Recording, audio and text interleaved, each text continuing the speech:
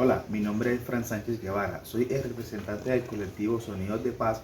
Mi experiencia en el mismo es de más de 5 años como gestor cultural en la producción y organización de eventos artísticos y culturales. Mi motivación es la de proporcionar un espacio de jóvenes para jóvenes donde la música sea el elemento que entrelace y fortalezca los lazos entre los músicos de géneros alternativos y de fusión en el municipio de Sincelejo. Hola, mi nombre es Daniel Villolino Hurtado. Mi experiencia en el colectivo es de gestión cultural como promotora y difusora de la eventica artística y cultural para los jóvenes en el municipio de Sincelejo.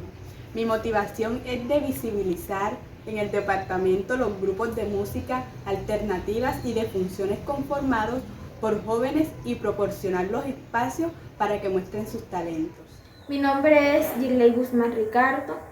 Mi experiencia en el colectivo como gestora cultural es la de diseñar la publicidad y realizar el registro fotográfico y audiovisual. Mi motivación es mostrar por diferentes plataformas virtuales el trabajo musical de los grupos de música.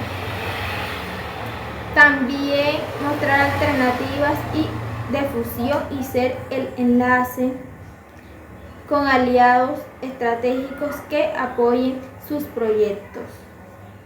Nosotros somos el colectivo Sonido de Paz y nos encontramos en el departamento de Sucre.